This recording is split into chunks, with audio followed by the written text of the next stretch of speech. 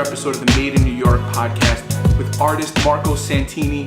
Introduce yourself, tell us a little bit about who you are, so on. Thank you. Great to meet you, Mike. My name is Marco Santini. I am a multidisciplinary street artist from New York City, working with collage, spray paints, oil paints, working with knives, working with digital art, really kind of everything that allows me to spread my purpose of love and positivity. So tell me about art. Tell me about like your story about getting into art. And then we're going to talk about love and positivity. Yeah, so I've always considered myself a creative experimenter from a child, mixing things, throwing things, trying to see what things worked with each other. I was always very excited by the idea of the unknown. And as I was creating as a child, I grew up in a very creative household. My dad is an architect, my mom was a choreographer. We grew up in this really modern house with a lot of cool art, and the outside of my house in suburbia New Jersey had pink, greens, and yellows on it, which was very awesome. It's actually an image over there. I'll look at it later. Yeah. So I grew up in this very modern household, and I was always doing new things, and my parents, specifically my mom, would never ask me what I was doing. They would ask me why I was doing. And I feel like that slight distinction allowed me to think about the whole process and realize it's not the final product that matters, it's the process, why I'm doing it, and trying to see how that kind of relates to who I am. And so I always felt really comfortable doing new things, trying new things. I worked out of my parents' basement. They had this little mud room that I pleasantly trashed and easily led it to the outside where I could spray paint and do things. And then kind of always kept art in my life in some way. It just was never at the forefront of my life until recently. But in college, I was messing around. I studied linguistic anthropology at Brown and became very friendly with a lot of students at RISD and was learning some interesting processes through them. When I came to the city, I was always appreciative of the art world and always doing it in my side hustle. But it wasn't until I started giving away art for free that I realized that some people actually liked it and would want it and ask me for it. And when I talk to young artists, I really feel like that's the first major step, is that anytime you have a birthday, anytime you have an event, you have a wedding, you basically give it away for free, see if they like it. If they like it, if it's personalized, they tell people, they become your marketing and your PR team, and then you can really see if your style has a commercial success. Not that it has to, but it definitely helps if you want to try to pursue it as a career. Mm-hmm.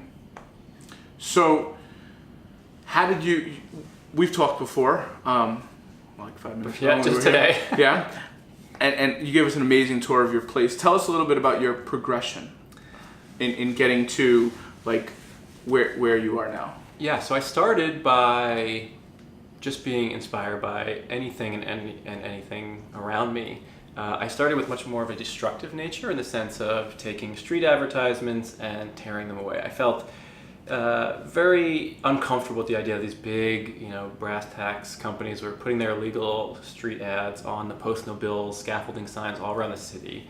I feel like we see their ads on the subway, we see them on the streets. Like, why do we have to see them there as well? So I looked at myself as this just Robin Hood of sorts, maybe, to like just destroy those ads. And I really found a lot of enjoyment in it because I think that the ads themselves, when you take away the branding, you take away the pricing and the website and all the information telling you that you need this product to be better, like, I disagree with that component. I think you are awesome as you are, and living in that moment and self-awareness is really powerful. But the ads do have beautiful aspects of color and imagery and photography and models, and so trying to repurpose them with the spontaneity of all the layers that came behind it was really an exciting challenge for me on the streets to see what I can find, see what I could do to make it more of an art piece rather than an advertisement. Mm-hmm. And so I started in that way, and it was a lot of fun. It was really beauty-based, and it was all about the idea of layers and being more than a superficial being all the layers that kind of make the soul of who you are. And then that really evolved into early 2018, where I say that I found my life purpose to spread love and positivity. I have very incredible family and friends who made me feel empowered and supported to feel like I could accomplish anything. And that really snowballed into this idea of doing just that. And then I thought, how cool would it be to help other people feel that way, feel empowered, feel like they could do anything they want. And so one night I'm here in my studio, and like I said, I studied linguistic anthropology in college, which is kind of this science of marketing aspect. You understand how people communicate, what they think, focus groups, ideation sessions, that kind of thing. But used it a little bit in the marketing and branding world of my earlier career. But I came home one night just completely curious about the most popular languages in the world. I did some research, some of the books I had, used Google, and found that Chinese has 1.3 billion speakers around the world. So I started writing the Chinese characters, and I started with Spanish, which has over 475 million native speakers. And I kind of went through the list, and I was just very curious about all this. And I decided I would write the word love in all these languages to see how it looked different. And as I was doing it, I was like, these visuals all look so different, and yet they all mean the same thing. And even the way they sounded was so different. And so I thought that I would combine them in some way. So I had a notebook, I started jotting them down. I put them in a heart frame, and I was like, this is kind of cool. Let me see what I can do. And then when I put it digitally into a heart shape, I was like, went to bed, showed a few friends, showed my family, and it just kind of felt alive in a way that people really related to. I think it was not only a reflection of this positivity I have in face of the culture and the political ideology that's happening right now, but I do believe that there is more that unites us than divides us. I feel like we are stronger in our differences, and I feel like my One Love logo has been able to showcase that. And it's kind of this beautiful full circle of studying something I didn't really know what I was going to use, and kind of able to now create something that has really helped me and helped a lot of people feel stronger and more creative. So you said early 2018 you found your life mission of love and positivity. That's correct. Was there an aha moment? I think there are a mixture of a few. I mean, I do feel I was very much in love at the time, and felt that love is an incredible emotion that allows you to do anything. I mean, I feel that I define love as just positivity in action. And I felt so consumed with love, not only from a relationship, but with family and friends who were just there for me and supportive, and knowing that I was going through interesting, difficult times, but didn't see me any differently, no judgment, no fear. And it just really sparked me to be super comfortable in who I am. I think there was a mixture of influence of being self-aware and more mindful of what I was doing, and just being truthful to who I am. I think for a while I was trying to fit in a lot of boxes and do a lot of the corporate strategy world. And like we were saying earlier, I think there's a beauty in the essence of who you are. And when you own that and can show that to the world, I think that's the greatest gift. So let's talk about that for a second. Okay. So talk to me about how that's impacted your art and your life. I think that creativity requires a lot of courage to take something that has never been done, something that's in your head, and take a thought and turn it into action.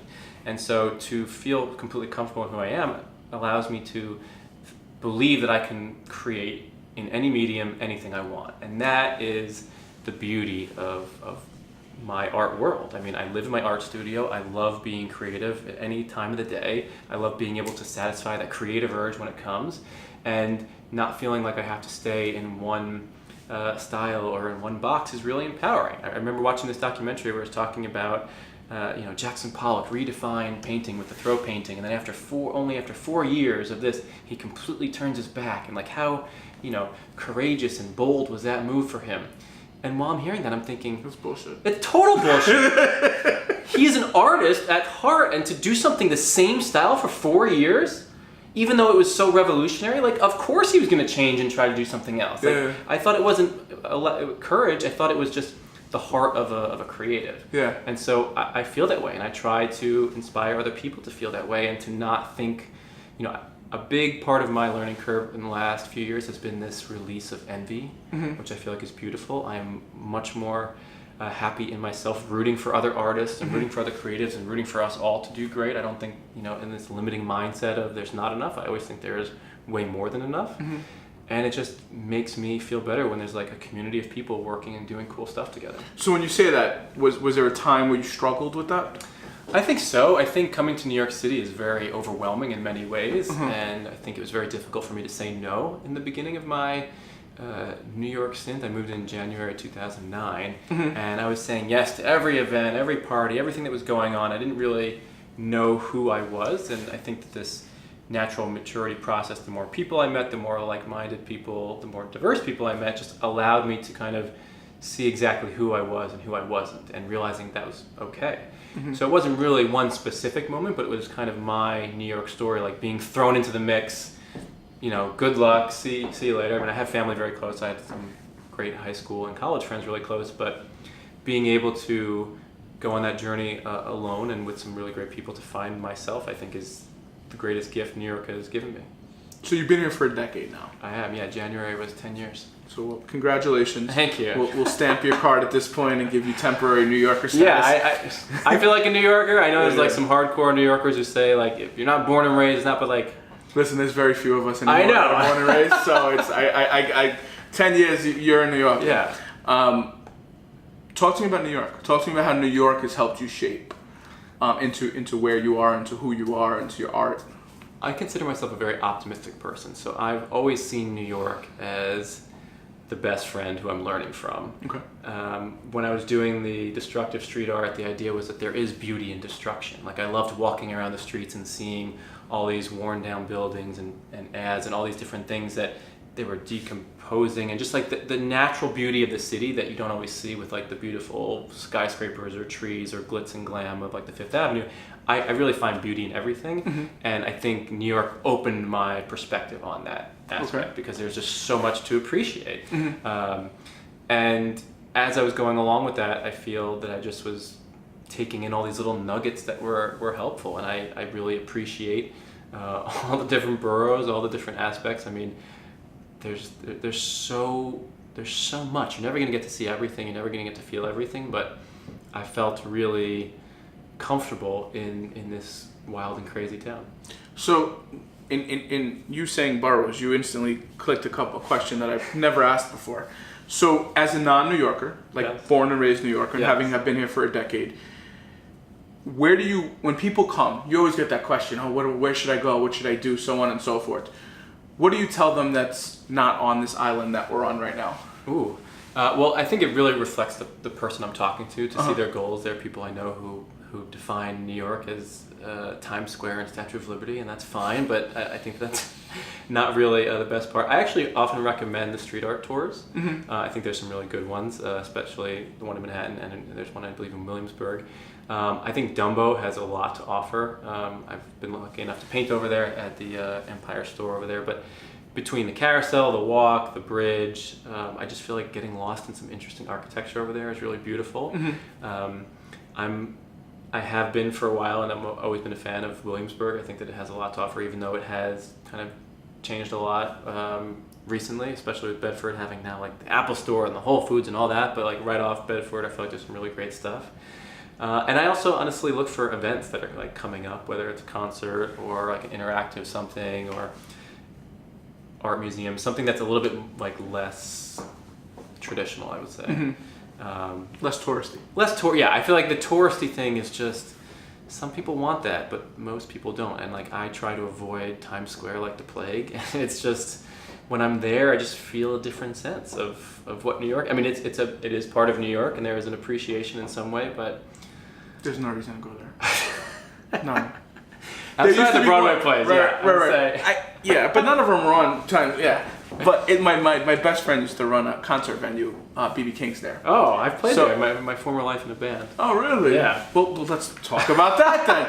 What did you play? And tell us about this band. I was a drummer in a pop rock band called Sweet Fix. It started at Brown and came through the city for. So if we went on YouTube, would we find... Oh yeah, you'd find some really interesting... So that pink TV that you see back there was actually in one of our music videos.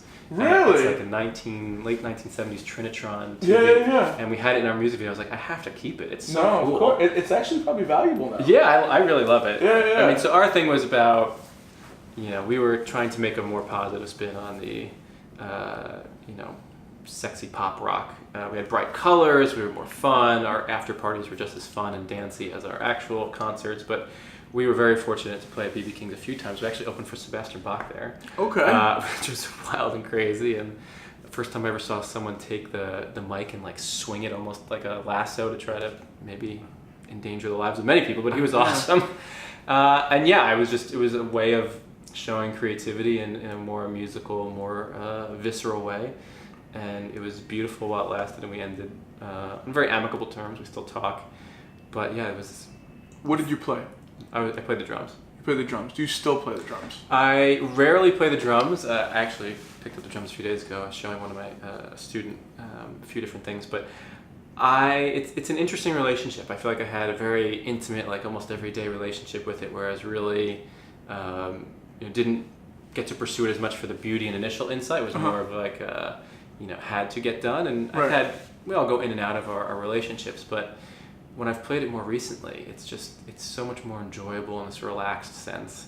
I really don't like to be rushed. I really don't like to be told what to do. I think as artists, it's really beautiful to be able to control that messaging. Yeah. And I think that creatives thrive on that. And so having a relationship with music personally versus socially or commercially was very different. And I see that right now still as an artist, right? Trying to create for clients versus create for myself. And there's this balance of how much of the art is mine if I'm doing everything that a client wants. Like, it's this kind of this tango where I'm going to lead it, you can lead a little bit, but like we have to meet more than halfway, because if not, like you're just dictating what it's going to be. Right. And I feel that I want to infuse everything with love and positivity. And one of my favorite words is the term Meraki, Meraki, and it means to infuse part of yourself in everything you do. And to when I create something and I feel that I've given my life, my body, my soul to create this piece, that not only will I miss it, but it will find a good home and be respectful somewhere else, rather than, I just want to get this piece done and finish it and go on to the next one. Like there's a big difference. And so New York has, bringing it back, New York has taught me that, and people in the yoga, mindful awareness space have really, I think taught me that lesson, which I think is really important, because it just shows like who I am. I never want any piece to misrepresent me, and everyone will have their own interpretations of different works, but if I feel that I've given everything to create the best piece possible, I don't care if it has positive or negative reviews. I don't care what people say, because in my heart it is awesome. Right. That's dope. So a second ago you said my student. Yes, so I am a part-time artist. I'm moving on to full-time, but I, for the last few years, have mentored middle school, high school, and college students. Everything from typical classes to ACT, SAT, college prep, to resume building, helping them get jobs, helping them get internships, kind of a little bit of everything. And I feel that I have not only a lot of patience, but a really fun ability to translate abstract concepts into manageable relative ideas for students, and I've had some really great success. Actually, one of my students just got into Cornell and was super pumped. Her parents sent me a really nice text last night. But I've always enjoyed education. I think that it's really important to, I consider my goal with students not to help them just get better grades, but to help them become more creative members of the community. So when I help them become more well-rounded, or I help them find a passion, or I help them start a website, or I help them become part of a charity event, like that to me. But doesn't that run in contrast to like what we know as education? I think everything is education. I think everything is art. And to me, I have found more value in those ideas of helping to start a charity, helping to raise money for this, helping to start a club, and the parents have. And very often that can either lead to students finding their passions earlier, which I think is very empowering, or it can help them find out what they're not interested in. But having something that you're so interested in early on, I think is a really good sign of where you can kind of lead your path and find your vision. That is extremely valuable. I had some really great mentors along the way for me, and they've helped me become where I am, and running ideas off of people is just awesome. And I feel like if I can give that to people in the art world, out of the art world, just to help them find their way, it's very meaningful. And I've found a lot of fun in that recently, where I've been not only painting murals at school, so I painted at PS9 and at Bay School attached to the Brooklyn Botanic Gardens, but I was recently flown out to Chicago to speak at this middle school by the power of Instagram, which is crazy. I just want to share this story real quickly. So a art teacher from Winnetka, Illinois, just about 20 minutes north of Chicago, saw my art on Instagram and thought it was cool that I was hiding words of love and positivity in all these designs, that she actually taught her 3rd and 4th grade classes about this artwork with the idea of using it as an inspiration for their spring sing concert. So they were hiding all these words of positivity in these designs, and she posted on Instagram and tagged me, and I looked at it and I was completely floored. Like, what the heck is happening here? Like, there's a different state, like hours and hours away, is using my art as inspiration. I was just amazed. And so I reached out to her, and long story short, we were able to set up this whole conversation, and they flew me out there. They put me up, and I was able to talk to over 250 students in an auditorium, gave this big presentation with the main messages that everything is art and you can infuse love and positivity into everything. Had incredible response. These kids were high-fiving, hugging, telling me incredible stories. This one kid afterwards came up to me and said, I've always really been afraid of singing, even though I really love it, and you inspired me to want to sing out loud in front of other people, and it like melted my heart. That's fucking dope. Yeah, it was amazing. And then I taught 6 classes of art where we each basically picked words of positivity. We drew them up in these big boards, and then I showed the kids how to, in my geometric style of framing around things, hiding words of positivity, hiding their names, and now they're going to put these pieces around the school. And it was honestly the best day of my life in terms of spreading my message. Over here. I gotta. We're gonna have to edit this out. It won't be the first podcast, but it's all right. That's dope. That's really amazing. So it just really touched my heart. It was amazing to see that this can be. It's better than money. Yeah, it's absolutely better than money. And for all the interactions I've had in person and on social media and everything, like, this was just the most powerful, most positive experience I had, and it really has pushed me to think about how I can be spreading love and positivity beyond art. Like, art is one medium for that, and so whether it's starting a video channel or creating a blog or continuing to speak to schools, I want to be spreading that in many different ways, because not everyone just wants a piece of art on their wall. Like, some people just value that differently than others, and that's fine. But I think that the messaging and my purpose are bigger than that, and so I'm trying to align myself with cool people, cool brands, cool clients that see that and will hopefully help me get there. That's dope. I mean, listen, I gotta say, frankly, I think that makes a lot of sense. I truly believe, like, if you continually try to improve your circle and work with better people, everything else, the universe will align everywhere else. Like, we were having a conversation on the way down about an engagement, and I was like, listen, that's just not the kind of energy you want to be around. Like, if someone sees, their first implication is to see the negative in things, that they're going to see the negative in everything. Like, it's just a byproduct of who they are. And, like, I've been guilty of that at certain points. So, like, that's what I used to try to remind myself when I'm like, fuck this shit.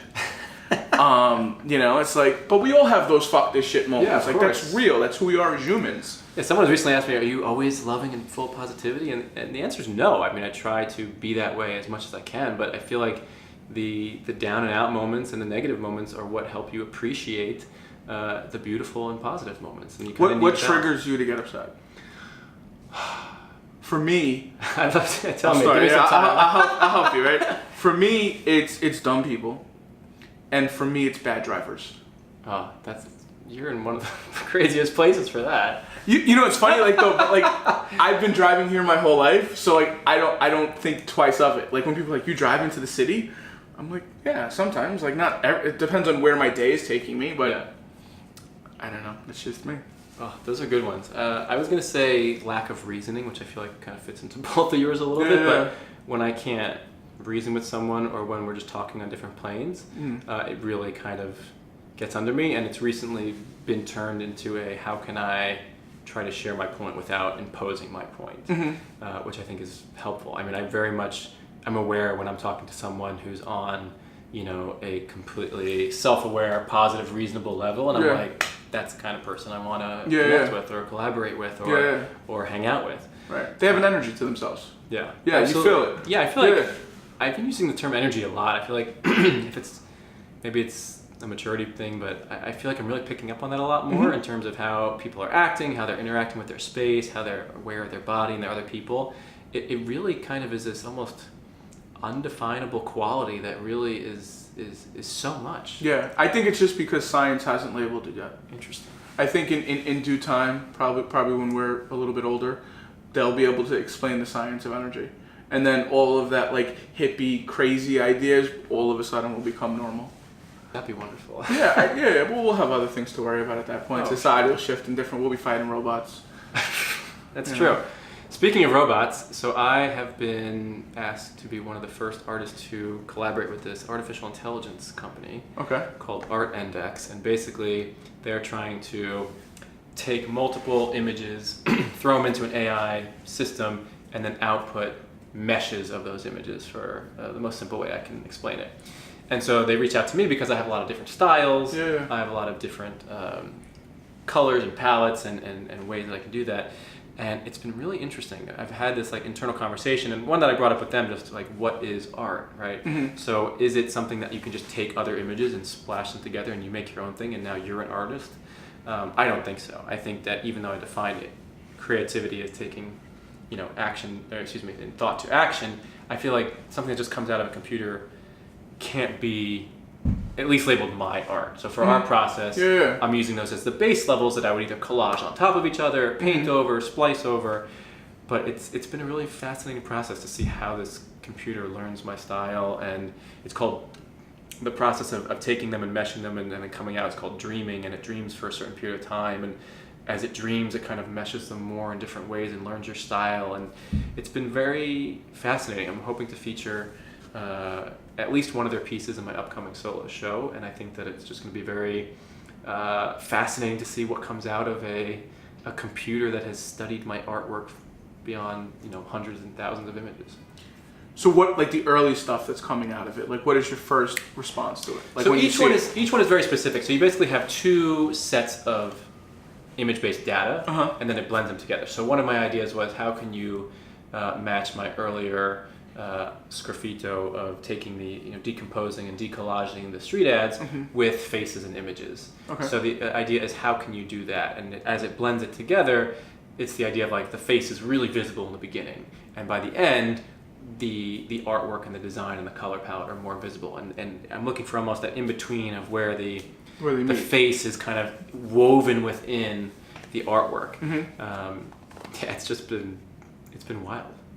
Does it scare you? Does AI scare you? It does scare me a little bit. I only signed on with this company with the intention that they were for artists and enabling artists to create, not to take over the art world. Because I feel like in a very sinister way, you could say, I really like Picasso and Monet, here are a bunch of images, throw them together, and now I'm going to make my own image. I'm an artist, and I can just sell that or use that. I don't have to pay any artist to create work for my wall. And that is a little scary. But I think you have to embrace technology because it's already moving at speed of light speed here.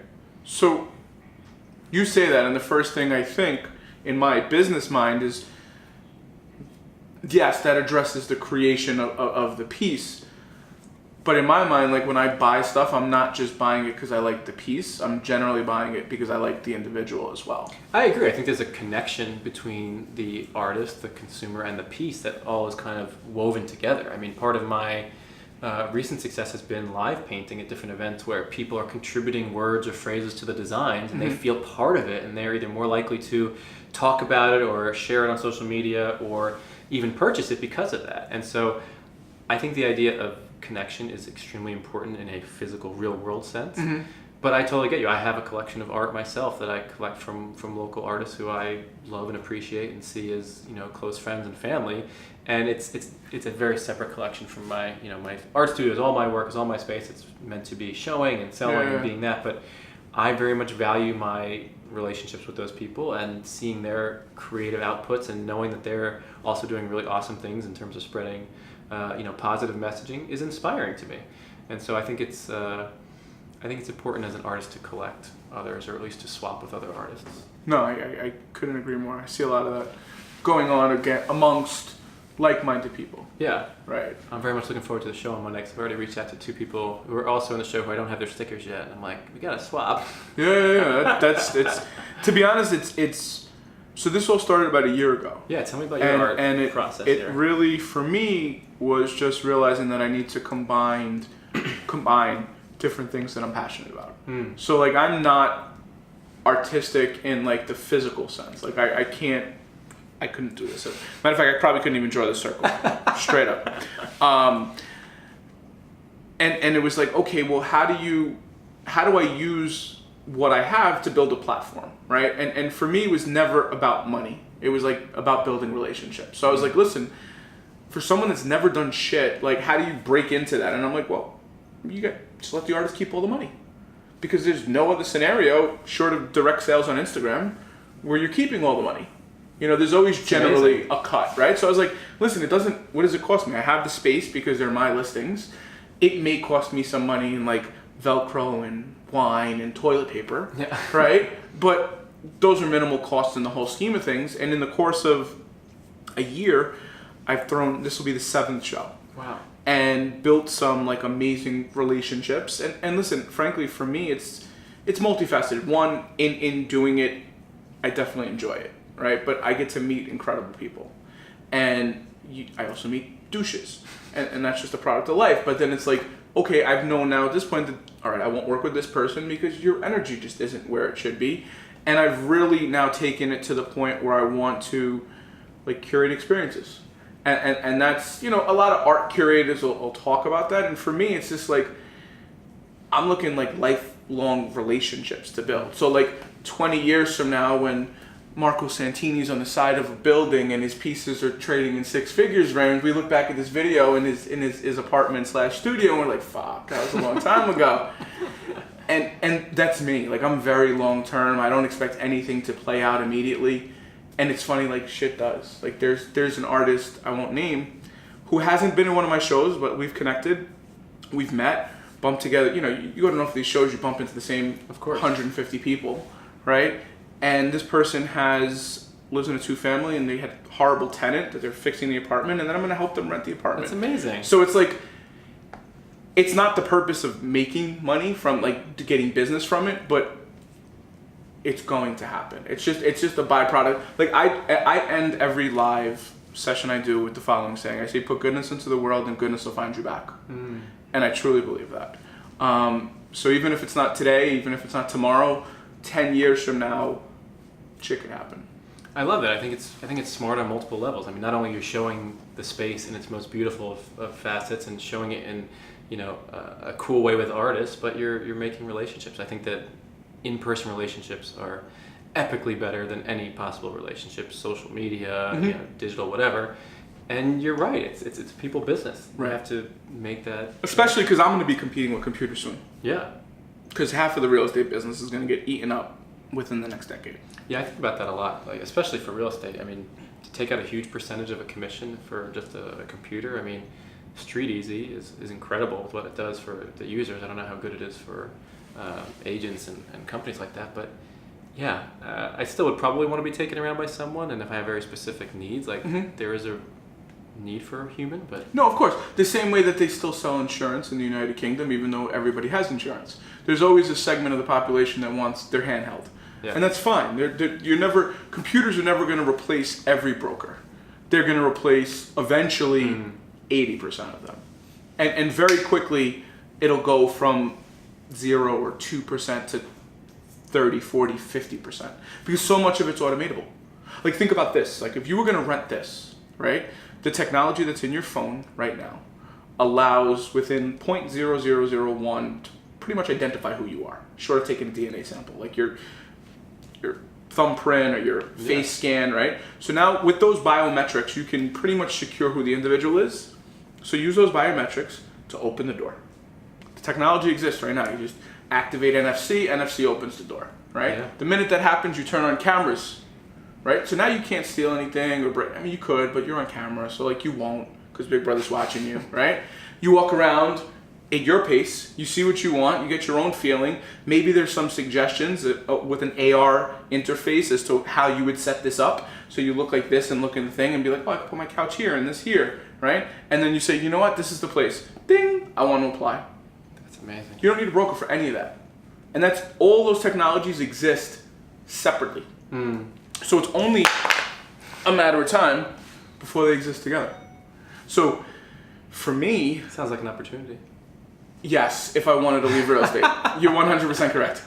And I've thought about that. But like to walk away after a decade now when I'm just like starting to knock over the dominoes at a slightly higher pace, I'm not willing to do that just yet. But yes, I mean if somebody wants to, you know, well, that's a whole other conversation. Watchers out there.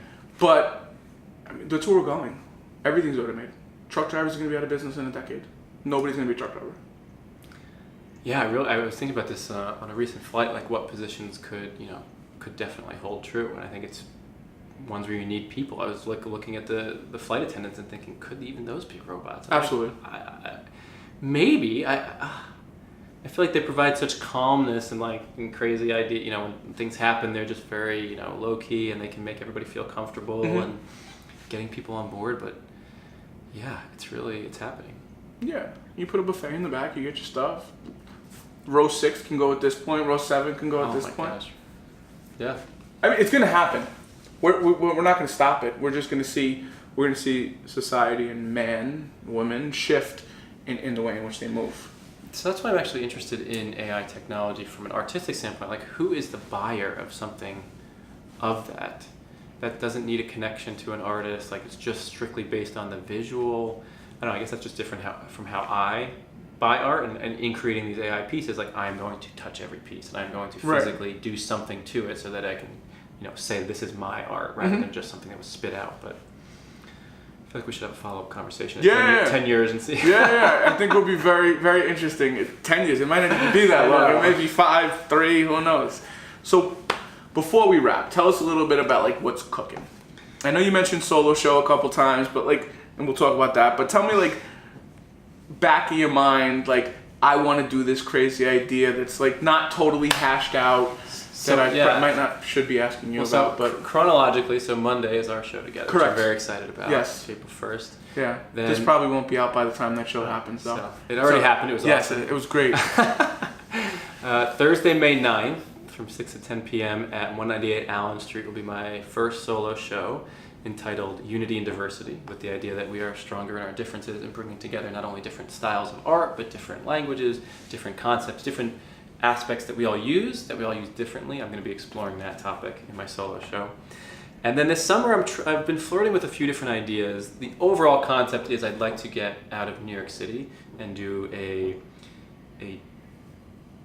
tour of sorts of either this country, other countries, but to kind of see what spreading love and positivity would look like in different locations, and how other people, other cultures, other locations just interact with love. And I think that would be really cool, and I think it would be really difficult to have it as beautiful and cinematic and as everything I want it to be, but I think if I chalk it up to research and have that kind of concept, I think that it can just be really powerful.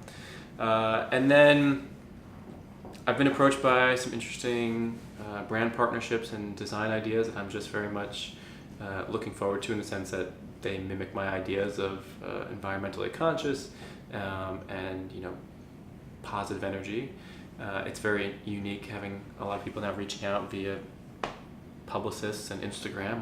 You never really knew that was a thing, but it's happening. It's powerful and it's beautiful, and I'm starting a small video series myself where I want to basically share almost a tip a week, or give an insight into what I recommend to other people or to other creatives. And my first concept is just the idea that it's okay to say no. And I feel as I was saying earlier, coming to New York City, I was I have to do everything. I have to try all this stuff. That was very much immature, I think, in some sense. And I think as artists find their true purpose, it's really important to align their projects, whatever they do creatively, with that purpose. And so now that I've found my purpose, that I'm connecting with a lot of people in really interesting ways, I want to make sure that everything I do has that in mind. And so that will mean saying no to potential clients and customers and different projects, and that's okay. Right. Because I want to, I define a starving artist as someone who just takes anything and everything. And I've definitely been there, and it was everything and nothing at the same time, but it definitely made me stronger, made me who I am today. But now I think that just being careful with what I'm doing will be that much more exciting and more empowering. So is the goal at some point to become the full-time artist and not do the mentoring of the kids? I thought a lot about that. I really enjoy interacting with people of all ages. I feel like dealing with elderly, dealing with people our age, dealing with children, they just give you all fresh perspectives on different aspects of the world. So I really, really enjoy that. I think, though, as the art continues to go in this upward trend, it would be nicer to have less of the tutoring and mentoring, but I think I'll always, I have students that I'm working with now that are in middle school, and I know that there's extreme potential for them, that they can be, on their way to getting everything that they want in their creative vision and more, and I want to help them with that. So I don't know the true answer. Part of me thinks just... So it's less a job and more I really putting love and positivity I into look the at world. it as a mentoring aspect of my life, where I'm helping people become the best versions of themselves. And I've had people who helped me do that, and I'm very grateful. My alarm says wake with gratitude. I wake every day with gratitude, and I go through this like mental map of everyone I'm grateful for, and I mention them by name and things that I'm happy about, and wins from the previous day, and like looking forward to my day. And it's come at this idea that you can't be frustrated and full of gratitude at the same time. So every day I'm starting with positivity, and it really just kind of leads me to start where I want to be starting. So I don't know, but I get enjoyment for a lot of different things, and as long as it fits in with my purpose, I'm willing to explore it. Listen, I think that's a dope way to look at life, and I think that's a dope way to wrap this conversation. I think we'll likely look back and do another one of these at some point in the future to go to the AI thing. But listen, I think it's dope. Thank you. I think the more you stay on that path, the more you'll be successful. Thank truly. you. Because I believe it's those things, and talking about the energy and just good people, they win. And that's life. In my mind. I could be wrong. I haven't seen it happen. So. He's not wrong. No, I don't think so. But listen, thank you so much. Thank you. It's been wonderful. Great. I really enjoyed it. Cool. See you guys again soon.